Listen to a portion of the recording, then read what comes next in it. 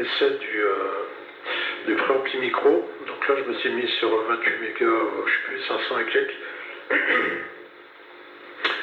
Donc voilà, là je suis en USB.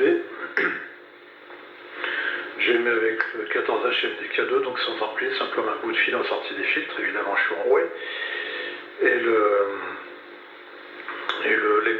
récepteur, bah, c'est l'émetteur récepteur qui est derrière le DK2, on ne voit pas, il est planqué. Je voulais utiliser le DK qui est juste à droite, mais le problème c'est qu'il est décalé en fréquence, donc j'arrive pas à avoir un son correct, ça donnait pas un rendu pourri.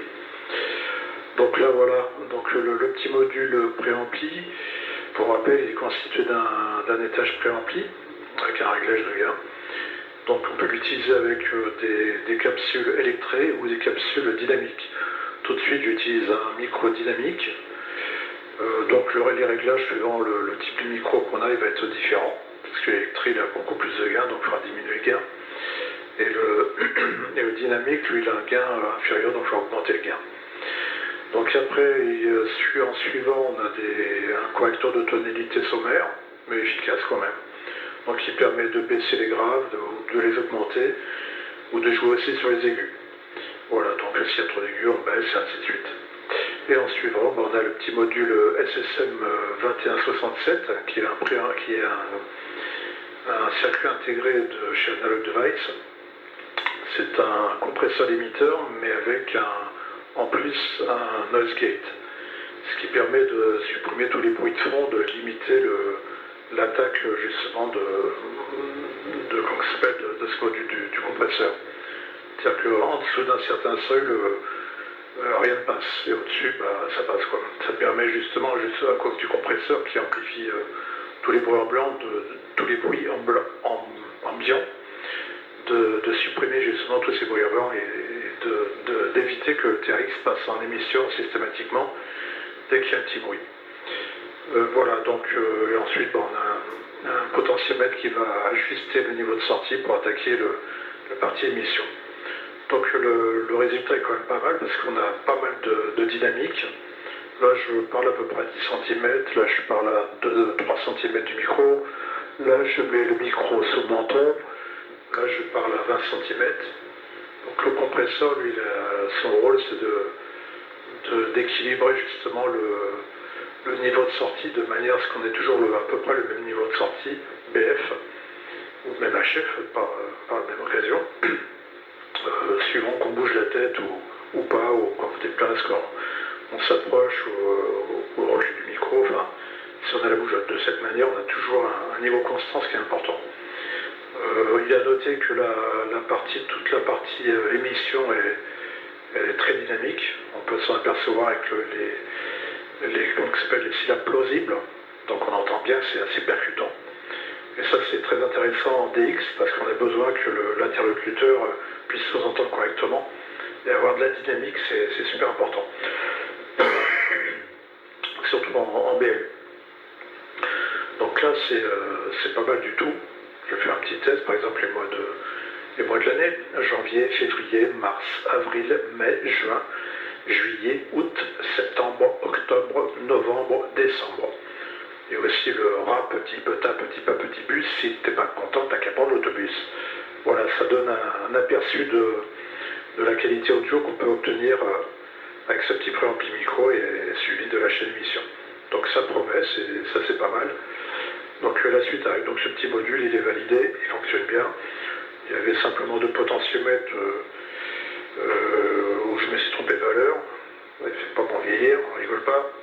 C'est-à-dire qu'au lieu de mettre des 500 kg, j'ai mis des 500 ohms. Donc forcément, les réglages de grave aigu, ça ne fonctionnait pas. Et puis il manquait un peu de gain, donc la résistance d'entrée de 10 kg, j'ai remplacé par 1 kg. Et du coup, le gain est augmenté de 10 fois, quoi. Là, ça va beaucoup mieux. Donc là, c'est ce petit module, il fonctionne. Donc pour rappel aussi, il peut être utilisé pour d'autres applications, bien sûr. Je l'ai rendu polyvalent, de manière à ce qu'on puisse l'utiliser pour d'autres projets, bien sûr, et puis des projets personnels que vous pouvez avoir. Ou ici pour fabriquer un micro de table. Donc pour n'importe quel TX, il est réglable comme on veut, donc on peut utiliser n'importe quel quelle capsule, quel type de capsule, sauf des capsules particulières où c'est des microstatiques. Enfin, en général, les microstatiques, ils ont déjà leur préampli embarqué et puis il leur faut une alimentation fantôme, donc ils sont assez particuliers. Mais que ça soit microélectré ou microdynamique, il y a toute une panel de micros différents, donc on peut utiliser vraiment ce qu'on veut. Voilà pour les présentations. La suite va venir. Le module c'est double, il fonctionne, mais je vais le refaire, le circuit imprimé, parce qu'il y a dans peu de pages, il y a énormément de fonctions. Et il y a un petit moniteur de C double que j'ai rajouté, puis plus il y a bien sûr le générateur 800 Hz. Mais la commutation, je l'ai fait par des transistors pour éviter de rajouter un relais.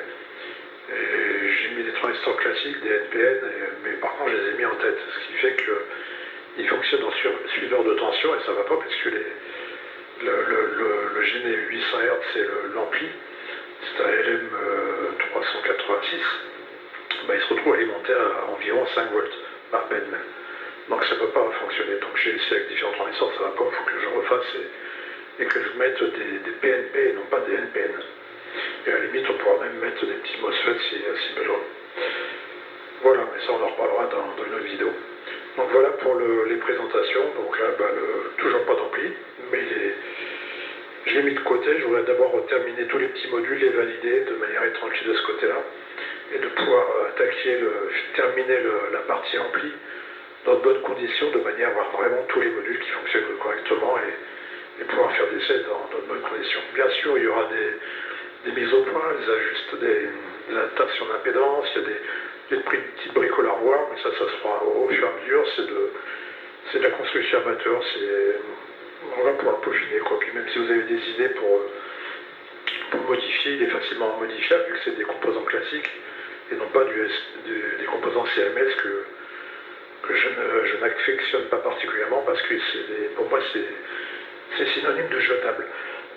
Bon, j'ai arrêté là, je perds la voix, j'ai un petit problème de voix, extraction de voix qui s'annonce. Voilà, allez, à plus.